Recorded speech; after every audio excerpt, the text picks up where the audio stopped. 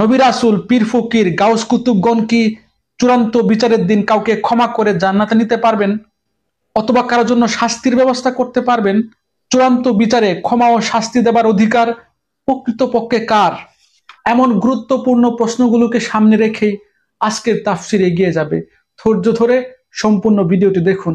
সম্মানিত শ্রোতা মণ্ডলী, মহাগ্রন্থ আল কোরআনের ধারাবাহিক তাফসিরে আজকে ইনশাল্লাহ আমরা পবিত্র কোরআনের সূরা আল ইমরানের 128 এবং 129 নম্বর আয়াত দুটি নিয়ে আলোচনা করব।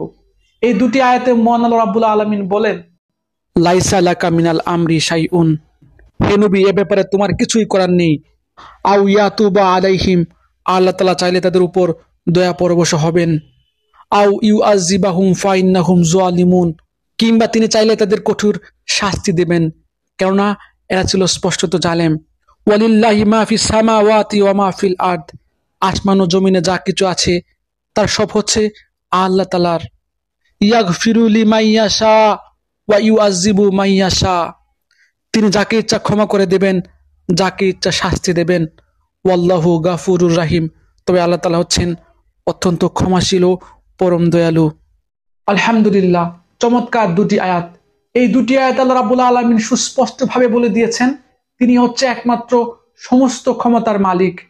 চূড়ান্ত বিচারের দিন কিয়ামতের মাঠে কাকে ক্ষমা করা হবে আর কাকে শাস্তি দেওয়া হবে তা শুধুমাত্র তিনি নিজেই নির্ধারণ করবেন।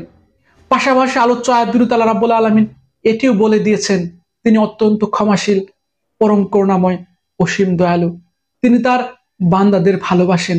দুনিয়ার জীবনে যারা আল্লাহ রাব্বুল আলামিনের কাছে, শুধুমাত্র আল্লাহ রাব্বুল আলামিনের কাছে আনুগত্য স্বীকার করেছে, তার কাছে প্রার্থনা করেছে, তওবা করেছে, সৎকর্মে অগ্রবর্তী হয়েছে, তাদেরকে আল্লাহ রাব্বুল আলামিন কিয়ামতের মাঠে হতাশ করবেন না, তাদেরকে তিনি ক্ষমা করবেন।